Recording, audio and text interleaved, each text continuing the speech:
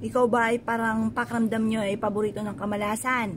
Asya mga bossing, mainam na gamitin natin ang dalawang sangkap na ito ng pantaboy ng mga negative vibes mga bossing.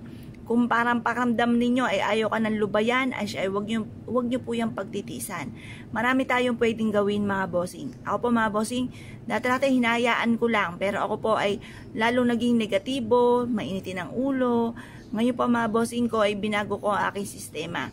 Ito ay panghatak ng pampagood vibes po ito araw-araw mga bossing. Ilagay lamang po natin ito sa isang garapon. Pwede po mga bossing ko na may takip, pwede rin naman ang wala.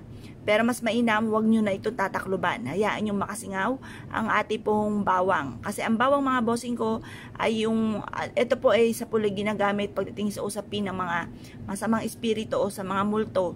Kaya mainam gamitan natin ito mga bossing ko ng bawang upang sa ganon masigit tayo na makatrak ng swerte lalo na sa pera.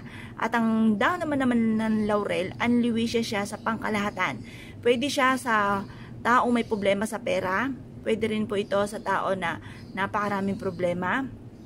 Pwede rin po ito sa tao na parang konting-konti na lang ay susuko na sa amon ng buhay para mas maging fighter, matupad ang mga kahilingan. Gamitan natin ito ng dahon ng laurel. At ultimo sa mga halimbawa, may mga nawawala or kaya po may gustong magkaroon ng baby, pwede rin po yan. Ngayon po, pagsamahin natin itong tambalang ito. Ngayon po mga bossing, ilagay nyo sa bote. Ngayon po mga bossing, mag-wish ka kung anong nais ninyo. Halimbawa, sa pamamagitan ng aking sipag at tiyaga at pananalig sa mahal na Panginoon at sa pampaswerteng ito, ako ay magkakaroon ng maraming pera. Ako ay magkakaroon ng negosyo na dito na ako yayaman.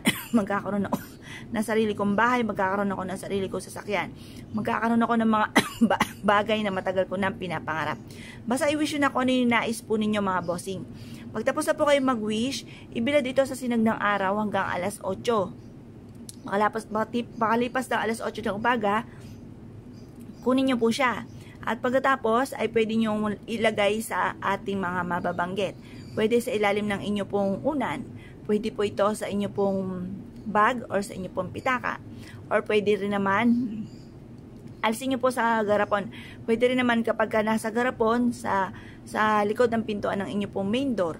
Or kaya po sa inyo pong negosyo, pwede nyo rin itong i-shake-shake pantawag ng swerte. Ito po mga bossing ko ay makakatulong upang sa ganon, pampag-good vibes, lagi po kayong positibo, lagi po kayong punong-puno ng pag-asa. Mapapasin ninyo na lagi kang iniaadya kung saan lagi kayo suswertihin. Kaya kung kayo po naniniwala at nais po itong gawin, wag na po kayo magpatumpik-tumpik pa mga bossing.